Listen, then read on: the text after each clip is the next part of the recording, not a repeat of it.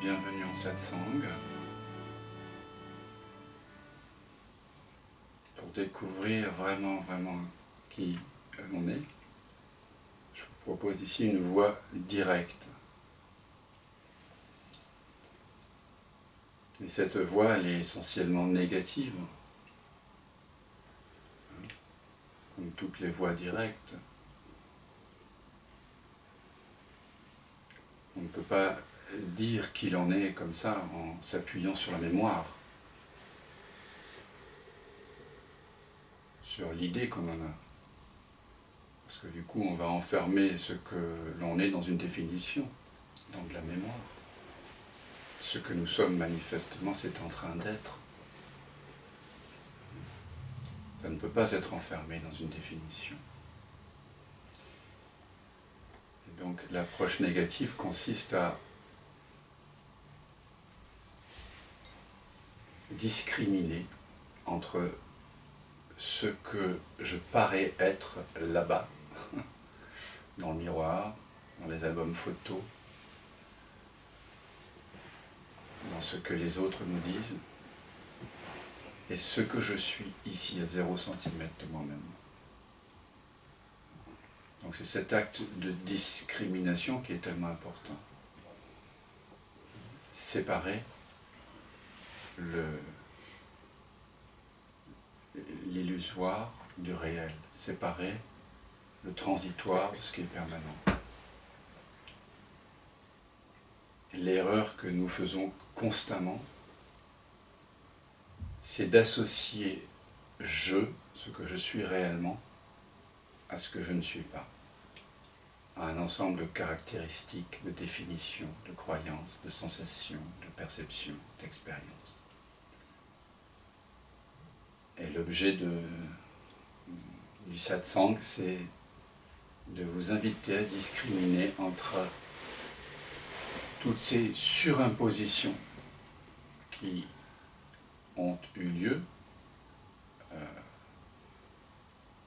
au sein de ce je véritable que vous êtes et votre je véritable. C'est désempêtrer le je de toute cette brume de pensée, de désir, de peur, de sensations, d'émotions, pour redécouvrir votre vraie nature. La vraie nature de je. Je signifie cela qui se connaît soi-même. Est-ce qu'une pensée se connaît elle-même? Est-ce qu'un ensemble de bits d'informations, d'électricité, de chimie, peut se connaître lui-même? Est-ce qu'une sensation, un ensemble de pixels, de vibrations, de sensations, est susceptible de se connaître soi-même, d'être conscient? Or, on doit découvrir cela qui est conscient, cela qui se connaît soi-même. Donc l'invitation, c'est de désempêtrer le je suis, de toutes ces affirmations que l'on fait continuellement, journellement, depuis des dizaines d'années. On dit tout le temps je suis, et puis on rajoute son prénom, je suis Dan, après on rajoute notre genre, je suis un homme, etc. De tel âge, je suis français, je suis suisse, je suis âgé, je suis jeune, je suis en bonne santé, je suis malade. Donc on rajoute des caractéristiques, je suis. Et donc la méthode de connaissance traditionnelle qui est proposée en Inde, dans l'Advaita Vedanta, depuis la Brihadaranyaka Upanishad, un peu difficile à prononcer, c'est le neti-neti, ni ceci ni cela. Nous devons nous dissocier de tout ce qu'on n'est pas, pour reconnaître ce que l'on est réellement, ultimement. À ce propos, je vais vous lire un des grands poèmes mystiques, donc de la tradition de l'Advaita Vedanta, qui a été écrit par Adi Shankaracharya, qui est un peu le père de l'Advaita Vedanta, de la philosophie non-duelle en Inde. Ça s'appelle le Nirvana Satkam. Nirvana, vous avez déjà entendu ce mot? Ça signifie? L'extase. Oui, mais essentiellement c'est l'extinction.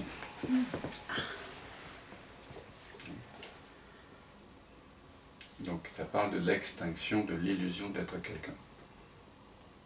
L'extinction de l'ignorance. Comment révéler la vérité de ce que nous sommes? Prendre conscience de l'ignorance. Comment on fabrique de l'ignorance sans cesse en associant je suis, l'évidence d'être conscient, d'être conscient, avec des qualificatifs, des épithètes.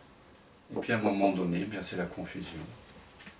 Et puis nous finissons très vite par penser que c'est ce corps-ci, une personne, c'est-à-dire un ensemble de préférences, de caractéristiques, de goûts, de j'aime, de je n'aime pas, de préférences, qui expérimente la vie. Et en faisant le processus du neti-neti, on peut être amené à découvrir que cela qu'on pensait qui était au centre de l'expérience, en fait, n'est qu'une autre perception apparaissant ou disparaissant dans la conscience. Et donc traditionnellement, en Inde, on a cette voie apophatique, mais qui existe aussi dans d'autres cultures.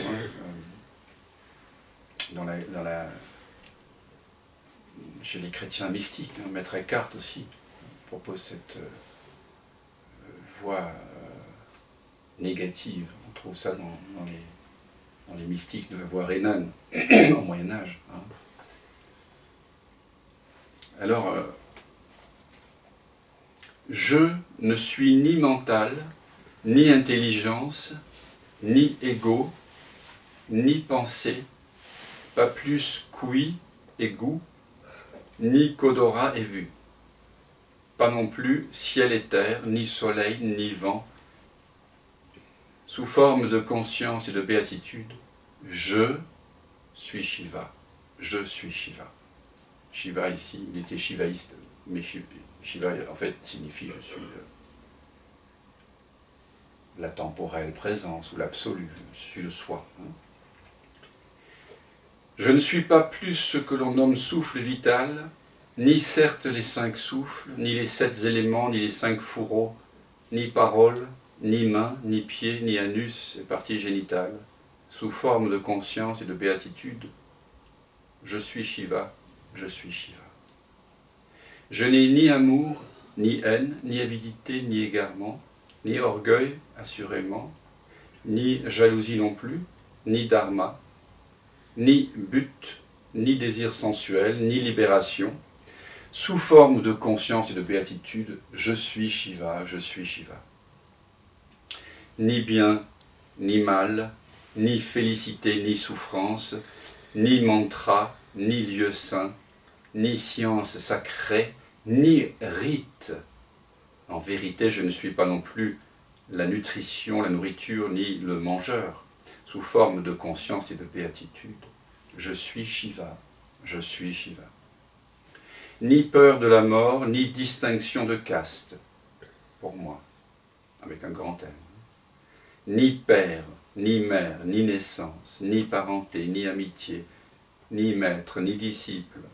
Sous forme de conscience et de béatitude, je suis Shiva, je suis Shiva.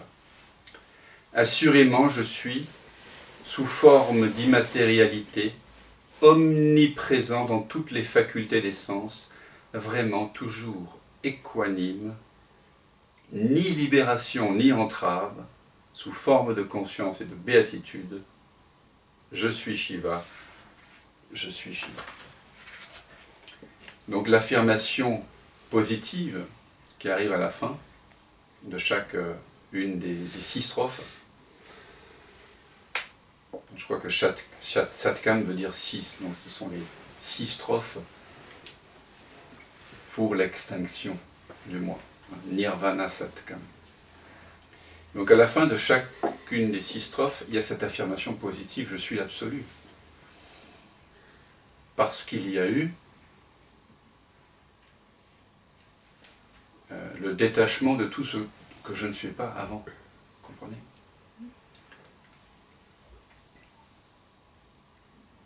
Maintenant, je vous invite à faire ce neti-neti d'une façon un peu particulière, parce que généralement, on va faire le neti-neti, on va prendre par exemple la représentation qu'on a de la famille, on va dire je ne suis pas la famille. Et puis on va le faire avec le corps, avec les sens, etc. Et là je vais vous amener à une sorte de neti-neti. En introduction, va vous demander, sans faire référence à la mémoire, ni aux associations mentales. Je vais vous poser 3 questions. Vous allez y répondre par vous-même. Le mental, comme vous le savez, il fonctionne par paire de dualité. Beau, laid, grand, petit, femme, homme, etc. Et vous voyez bien que, en général, on a une préférence pour un des deux pôles de dualité. Dès qu'il y a une préférence qui est exprimée pour un des deux pôles, c'est que c'est l'ego qui s'exprime. Hein. La préférence, elle vient pas de votre véritable nature. Votre véritable nature a déjà tout inclus. La préférence qui s'exprime pour un des deux pôles, grand, petit, beau, laid, intéressant, pas intéressant, c'est toujours le petit, c'est le mental hein, qui a des préférences. Donc je vais vous proposer une phrase et vous allez répondre par vous-même. Attention, la première phrase est la plus importante, sans faire référence à la mémoire. On ne peut pas découvrir qui l'on est si l'on fait référence à la mémoire. La mémoire, c'est de la pensée, c'est du passé. Alors ce que vous êtes est tout le temps là, n'est-ce pas ? Et donc, je vous invite à contempler un ensemble de concepts et de répondre par vous-même. Alors, si vous ne faites pas référence à la mémoire, ni aux associations mentales, êtes-vous un homme, une femme, ou ni l'un ni l'autre?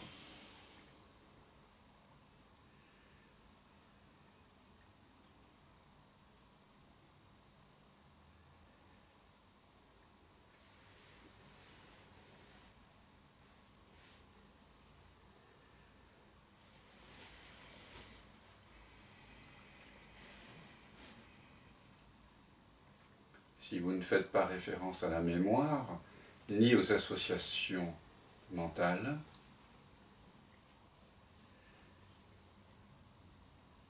êtes-vous une personne, un corps mental, ou la présence dans laquelle le corps mental apparaît et disparaît, ou, toujours sans faire référence à la mémoire, ni l'un ni l'autre.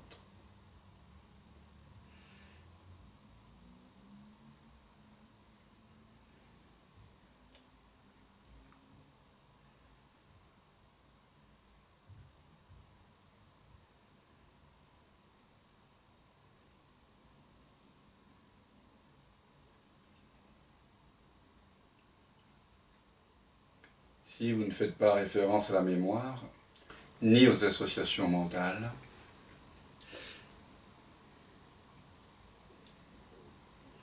êtes-vous content de vous-même?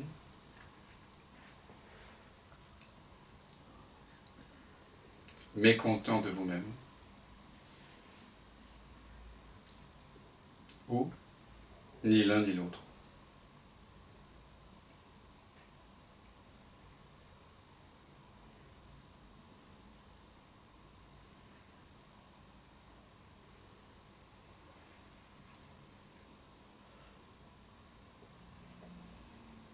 Si vous ne faites pas référence à la mémoire ni aux associations mentales,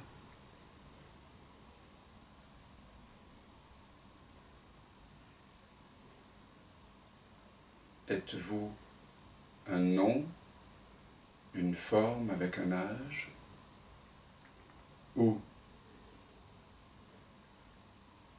quelque chose qui est sans forme, sans âge, ou, sans faire référence à la mémoire, ni l'un ni l'autre?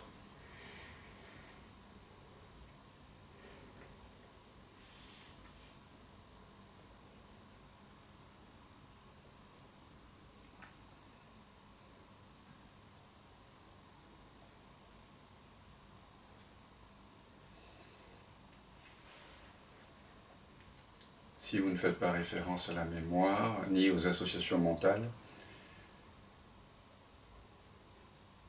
avez-vous un corps? Ou êtes-vous sans corps?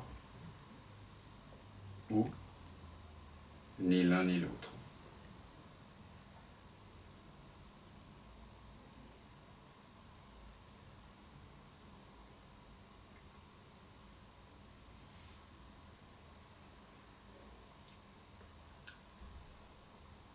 Sans faire référence à la mémoire, avez-vous une histoire? Pas d'histoire? Ou ni l'un ni l'autre?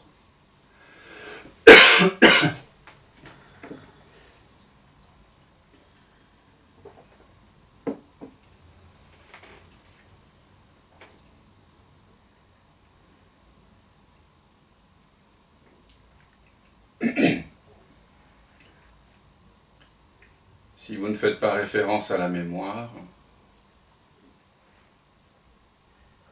avez-vous des passions dans la vie? N'avez-vous aucune passion? Êtes-vous sans passion? Ou, sans faire référence à la mémoire, ni l'un ni l'autre?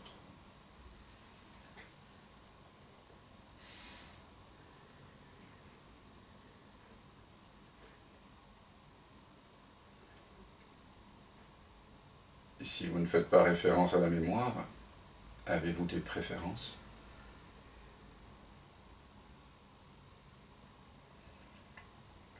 Êtes-vous sans préférence? Ou ni l'un ni l'autre?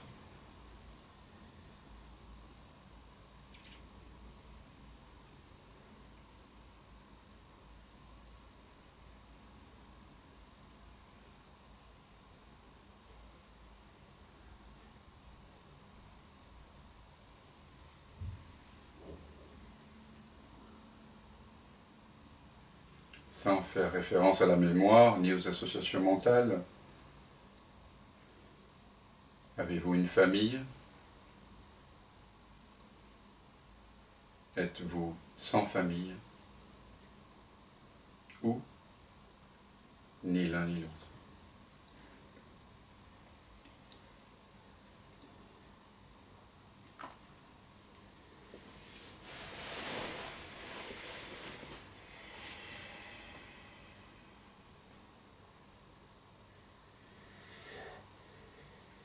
Sans faire référence à la mémoire ni aux associations mentales, avez-vous des peurs, des inquiétudes? Ou êtes-vous sans peur, sans inquiétude? Ou, si vous ne faites pas référence à la mémoire, ni l'un ni l'autre.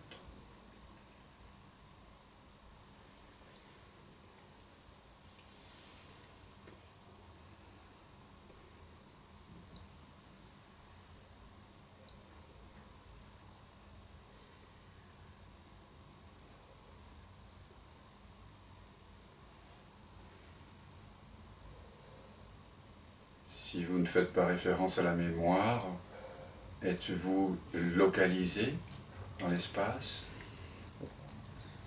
Êtes-vous sans localisation? Ou, sans faire référence à la mémoire, ni l'un ni l'autre?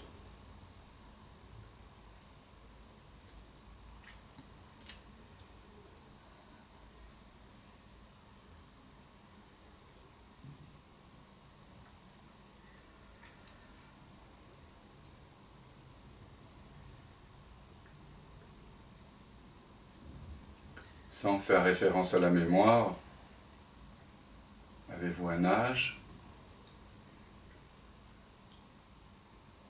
Êtes-vous hors du temps? Ou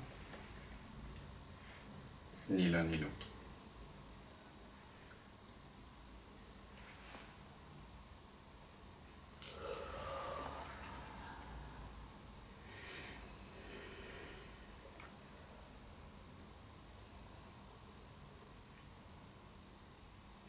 Sans faire référence à la mémoire, êtes-vous en recherche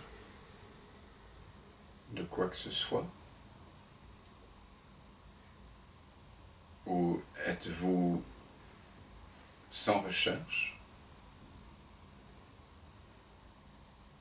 Ou ni l'un ni l'autre?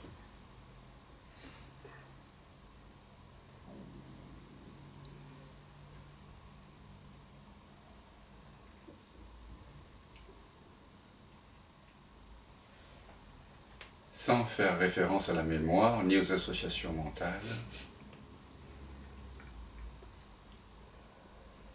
êtes-vous complet tel que vous êtes?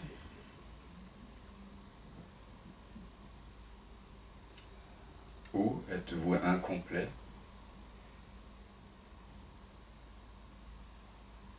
Ou, sans faire référence à la mémoire, ni l'un ni l'autre?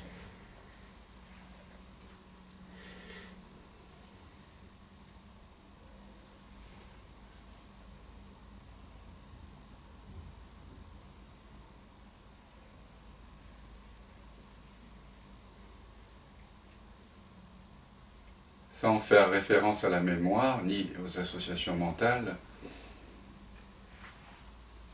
savez-vous ce qui est juste et par conséquent injuste? Ou ne le savez-vous pas? Ou ni l'un ni l'autre?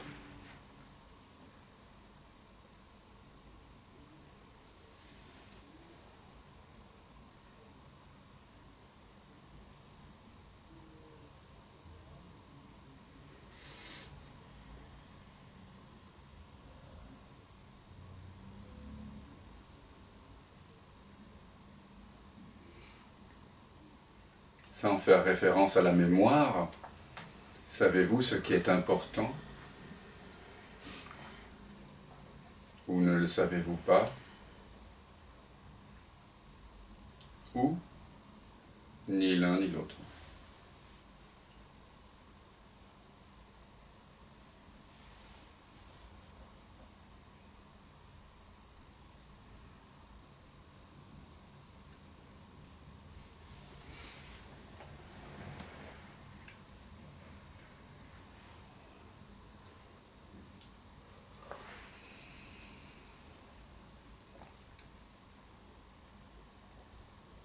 Sans faire référence à la mémoire, êtes-vous le créateur, la créature, ou ni l'un ni l'autre.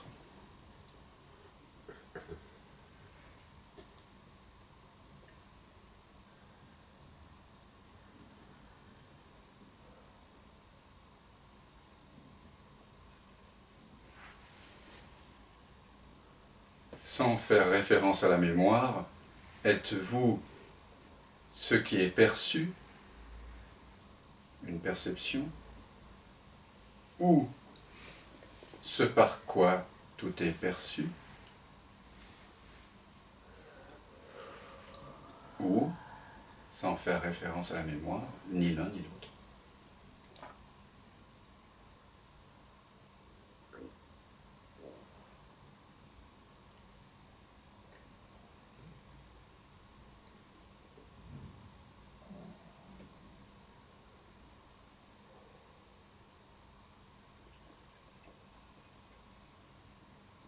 Sans faire référence à la mémoire, ni aux associations mentales, savez-vous ce qui est bien pour vous?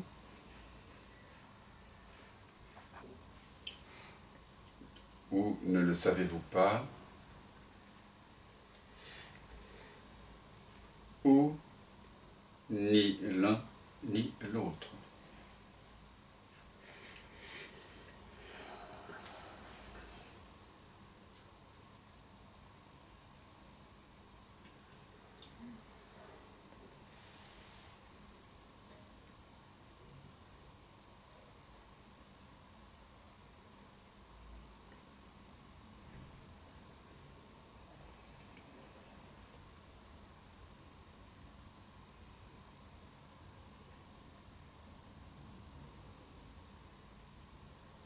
Sans faire référence à la mémoire ni aux associations mentales, êtes-vous éveillé à votre vraie nature,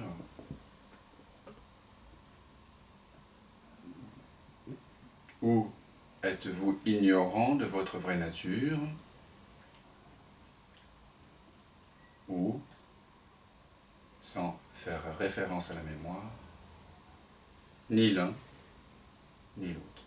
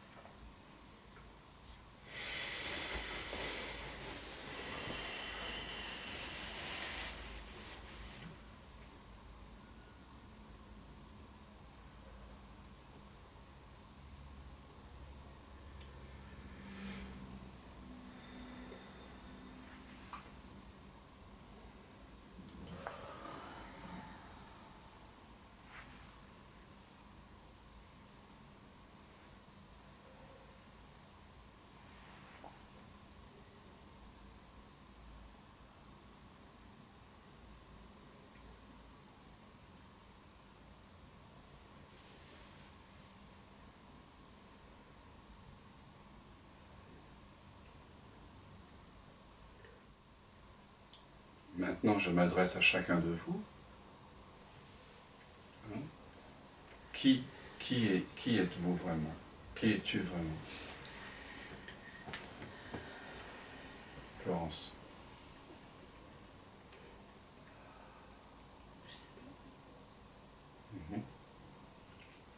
Est-ce que ce je ne sais pas est un je ne sais pas et je continue à chercher? Ou est-ce que c'est un véritable je ne sais pas? Un ni l'un ni l'autre. Est-ce que c'est un je ne sais pas où tu peux te détendre profondément et sentir qu'il y a une paix, une plénitude? Est-ce que tu te sens complète? Est-ce qu'il y a quelque chose qui manque? Okay. Eric, qui es-tu? Le présent.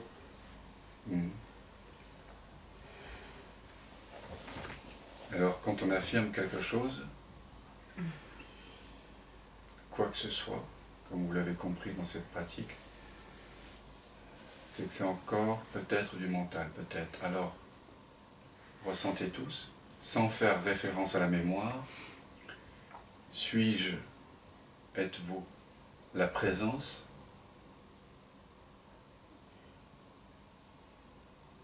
l'absence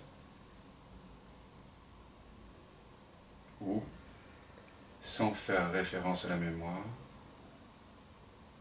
ni l'un ni l'autre.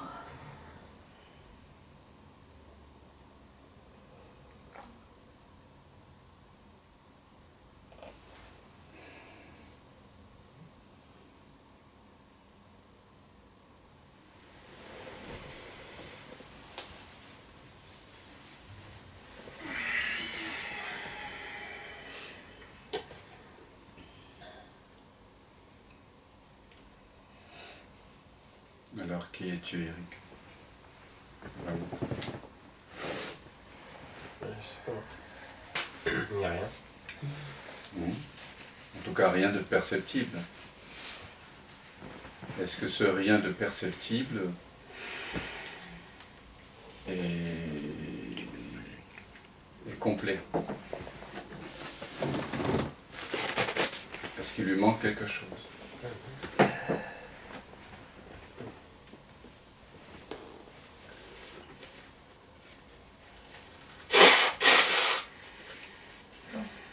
Comment est-ce qu'on appelle l'état dans lequel on ne manque de rien? Complétude. Ou la joie. Est-ce que tu sens cette joie de la complétude? Donc elle ne vient pas de quelque chose que tu aurais acquis. Elle ne vient pas de quelque chose que tu aurais rajouté. Elle vient de la reconnaissance que tu n'es ni l'un ni l'autre. L'un et l'autre se trouvent quelque part devant toi. Le ni l'un ni l'autre, c'est ce que tu es avant de prendre la forme.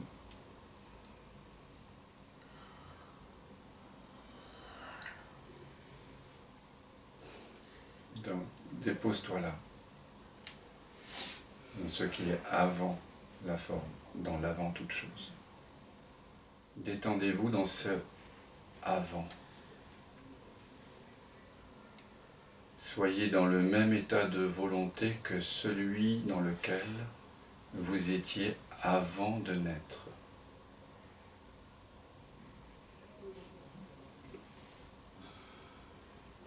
C'est cela, votre visage originel. C'est un sans visage.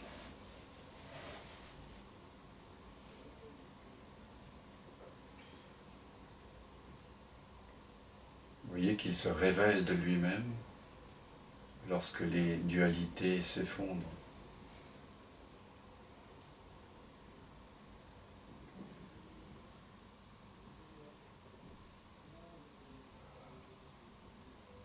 Lorsque vous arrêtez de vous identifier aux définitions, aux croyances, se révèle d'elle-même cette présence mystérieuse. Mais elle n'est pas révélée ex nihilo par la pratique que nous venons de faire. il est évident, n'est-ce pas, que, ah oui, c'est ce que je suis réellement. Ah oui, bien sûr. J'ai toujours été ça. Vous reconnaissez, c'est une reconnaissance. C'est naître à nouveau à vous-même.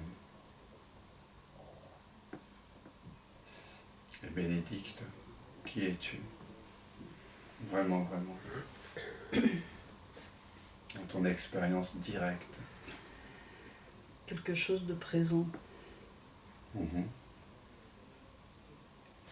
Mhm. Est-ce que cette présence a une forme quelconque? Non.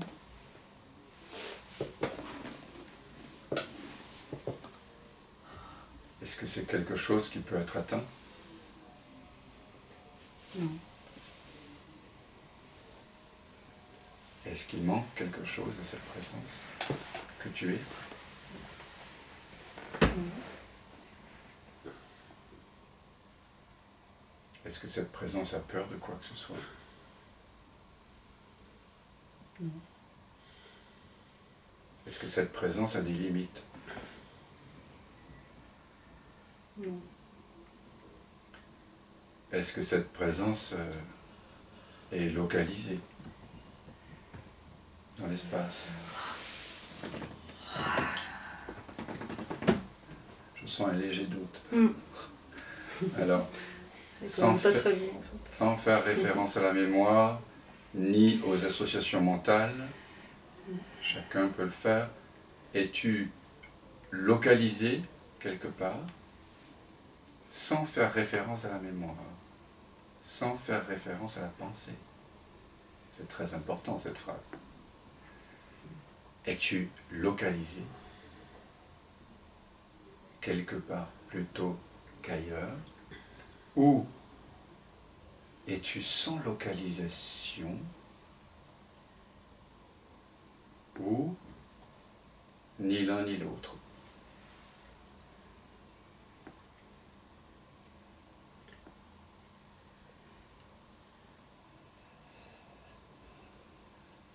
Je ne sais pas du tout en fait. En fait, tu ne sais pas. Après investigation, on ne sait pas. Et quand vraiment on ne sait pas, on plonge dans le mystère. Le mystère n'est pas tel l'énigme, quelque chose qu'on peut décoder. Plus vous plongez dans le mystère, et plus c'est mystérieux.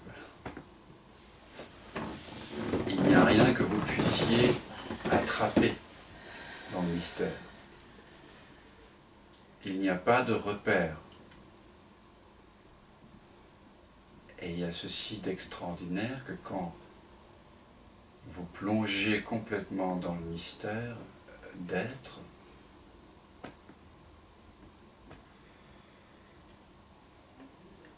il y a une plénitude, n'est-ce pas, qui se révèle.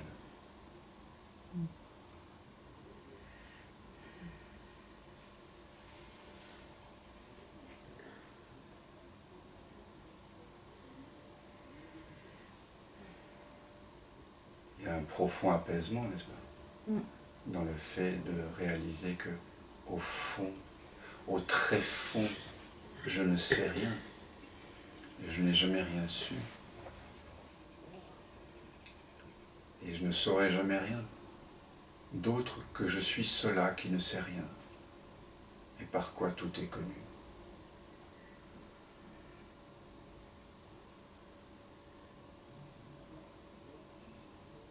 Myriana, quelle est ton expérience de toi-même dans l'instant? Qui es-tu?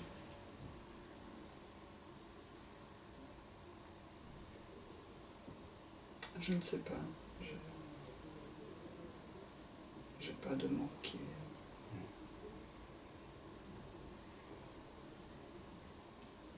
Vous sentez ce qui se passe quand vous vous posez vraiment avec ferveur la question « Qui suis-je » et qu'il n'y a pas de mots qui viennent. Non pas parce que vous en cherchez, mais parce qu'il n'y a plus le moindre désir ou besoin de vous définir. N'y a-t-il pas là un espace de non-savoir absolu, de liberté? N'est-ce pas ça la liberté? Être libre de toute définition, être libre de toute perception, être libre de toute expérience.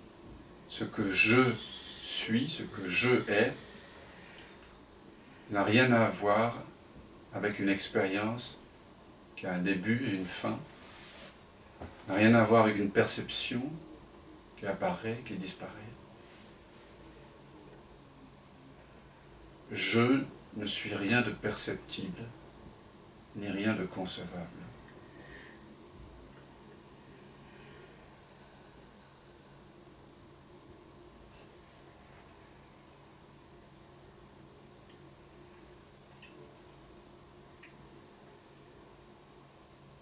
Pascal, qui es-tu pour toi-même? Quelle est l'expérience que tu fais de toi-même? L'expérience que je fais, c'est d'être ni l'un, ni l'autre non plus.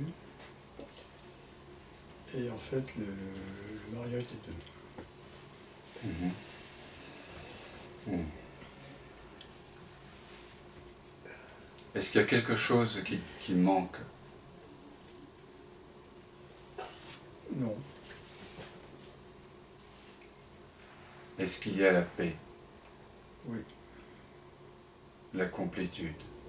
Oui. Est-ce qu'il y a des limites? Non. Est-ce que c'est personnel? Non. Est-ce que c'est intime? Oui. Tu reconnais? Tu te reconnais? Oui. Dans cette intimité, dans cette complétude.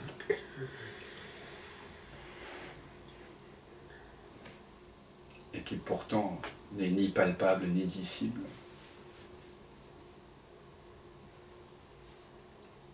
Vous êtes cet indicible, cet incomparable,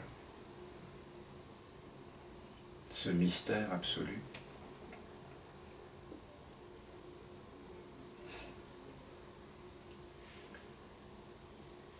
Qui se révèle naturellement lorsque vous écartez de vous la brume des définitions dans lesquelles vous étiez momentanément piégé en fait.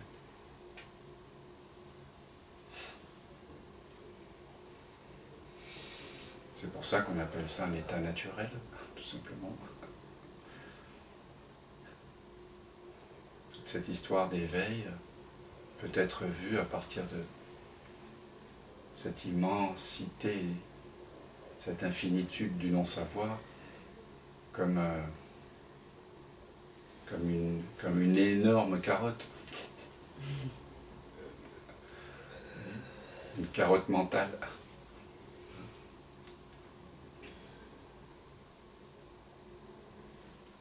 Un Père Noël, une lampe d'Aladin.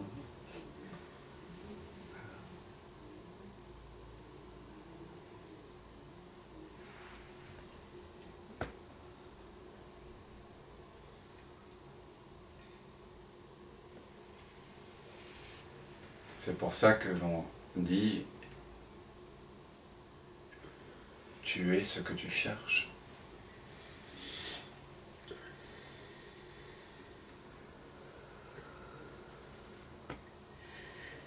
Mais tant qu'on n'a pas fait cette discrimination entre le transitoire et le réel, le réel c'est ce qui est toujours là,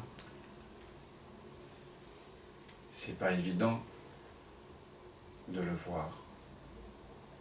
Il faut quitter le vu pour vraiment voir. Le vu, c'est la mémoire.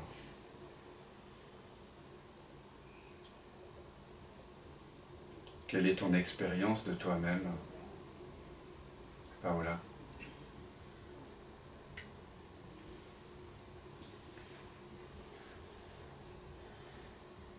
Une forme de néant, en fait. Une forme de néant. Décris-moi ce néant. Qui es-tu? Délivrer des voiles, des définitions. Je sais pas. Est-ce que ce je ne sais pas est complet? Est-ce qu'il lui manque quelque chose? Est-ce qu'il y a des limites à cet espace non-savoir?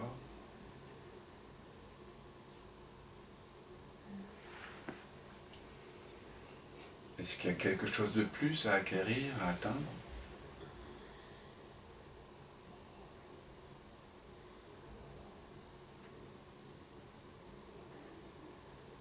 Non, c'est...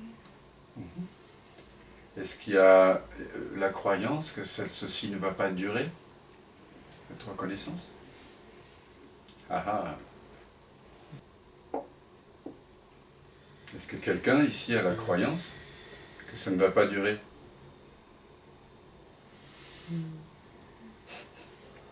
Ah. Alors, ok. Alors maintenant, sans faire référence à la mémoire, vous savez quel chemin on va emprunter. Le chemin vers vous-même. Sans faire référence à la mémoire, sans faire référence aux pensées. Avez-vous peur de ne pas vous reconnaître vous-même plus tard que maintenant? Ou n'avez-vous aucune crainte que cette reconnaissance de vous-même s'interrompe?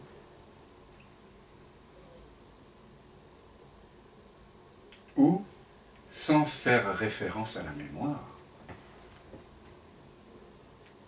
ni l'un ni l'autre.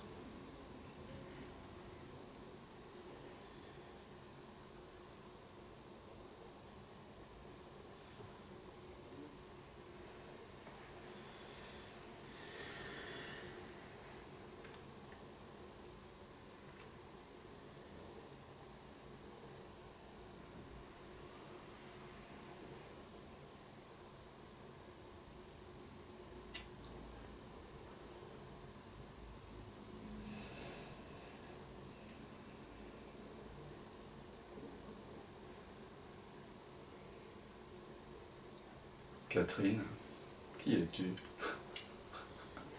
J'en sais rien. Ça n'a pas l'air de te soucier.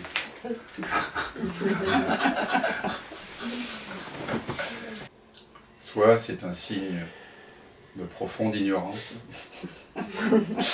soit c'est un signe de profonde connaissance. Mais sans faire référence à la mémoire, suis-je connaissance, ignorance, ou, sans faire référence à la pensée, ni l'un ni l'autre?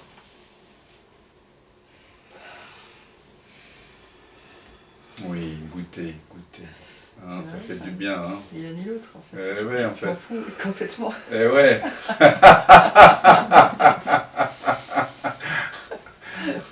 Eh oui. Eh oui. Voilà.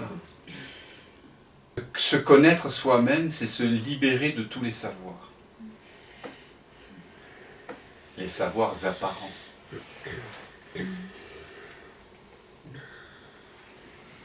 Adeline, qui es-tu? Bonjour. Moi, je vois une Adeline, mais toi, Qui vois-tu à 0 centimètre de toi-même?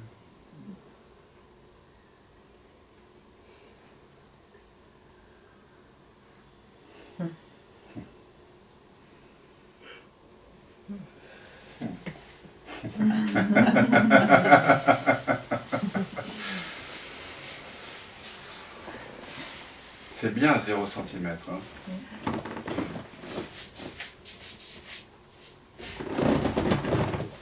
C'est là où tu te connais et c'est là où je te reconnais aussi. On peut se reconnaître là, tous les deux, à 0 centimètre. Peut-être c'est si facile parce qu'à cet endroit-là, précisément, on est le même.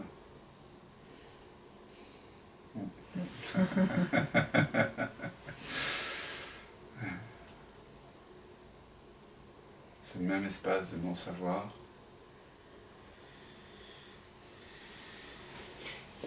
qui est profondément joyeux. Hein. C'est pour ça qu'en Inde, on définit ultimement, bien que toute définition, vous l'avez compris, n'est pas ultime, on définit Brahman par ce concept trinitaire, Sat Chit Ananda. Sat Chit Ananda.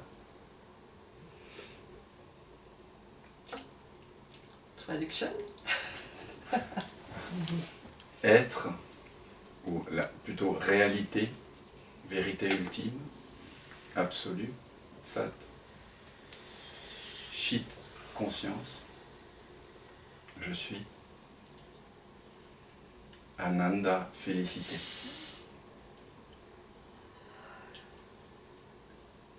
Lorsque même la pensée, sensation je suis se dissout dans l'arrière-plan, Sat, être, l'absolu, il y a félicité.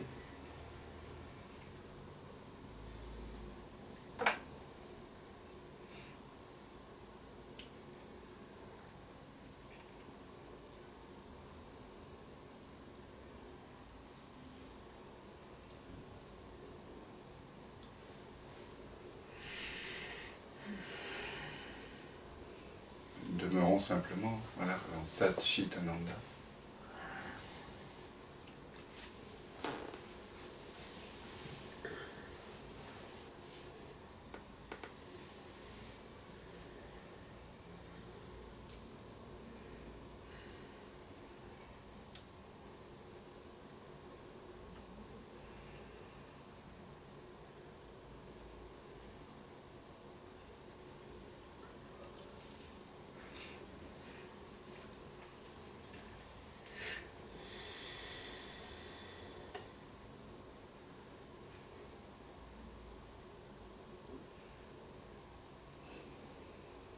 C'est un sacré tour de force. Vous semblez être venu pour quelque chose, pour obtenir quelque chose. Et en réalisant profondément, pas intellectuellement, directement, maintenant, qu'en réalité il n'y a rien à obtenir, vous réalisez que ce que vous cherchiez avait toujours été là, avait toujours été là, et que cette présence veille amoureusement, en amont de toutes vos perceptions, de toutes vos pensées. La présence éveillée est toujours déjà là, disponible, 24 heures sur 24, 7 jours sur 7, gratuit, ne dépendant de rien, de personne, ni d'aucune expérience.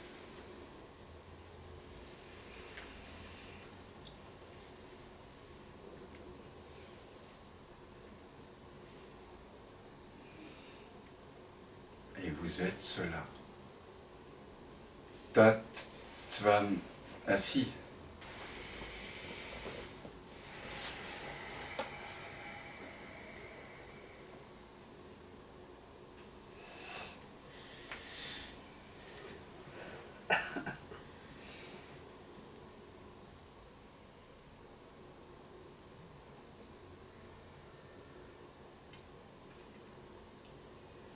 Ça vaut bien un petit refrain.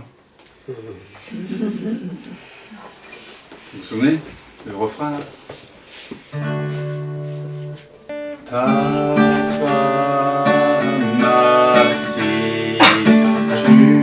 tu es cela. Tattvamasi,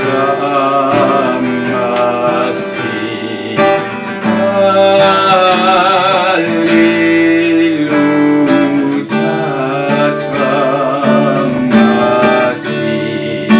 tu es cela. Tattvamasi,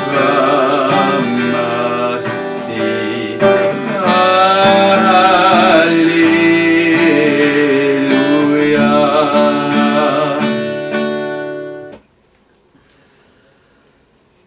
Chacun d'entre nous avons joué notre rôle à la perfection sur la scène de la vie.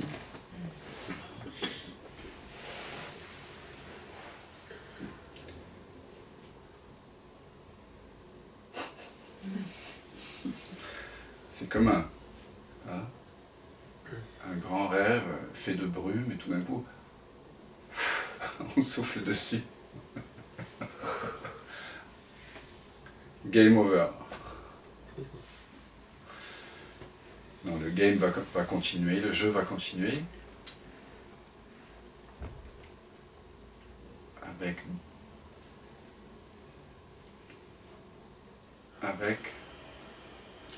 Espiègle gourmandise. Avec espiègle gourmandise. Merci Catherine. Et on a commencé comme ça, fini comme ça, et en plus c'est le fil rouge C'est de ça. notre conversation WhatsApp. Exactement. Ouais. C'est marrant. Héraclite, il disait, dans le cercle, le début et la fin. Il a semblé qu'on soit parti de quelque part, qu'on a fait un long voyage, et à un moment donné, on réalise qu'en fait, au moment où on rentre à la maison, on réalise qu'on n'avait jamais quitté la maison. Sauf en imaginaire, en fait. C'était juste un imaginaire. C'est pour ça que dans toutes les traditions spirituelles, vous avez eh bien cette image voilà, du voyage, du fils prodigue qui revient à la maison. La maison, c'est le soi, c'est cet espace de non-savoir.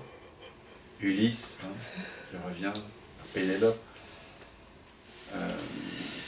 où on a toutes ces histoires aussi de fils de roi qui est perdu, qui se retrouve mendiant et qui oublie qu'il est le roi finalement.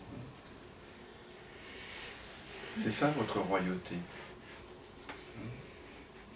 Vous aviez juste besoin de vérifier que voilà.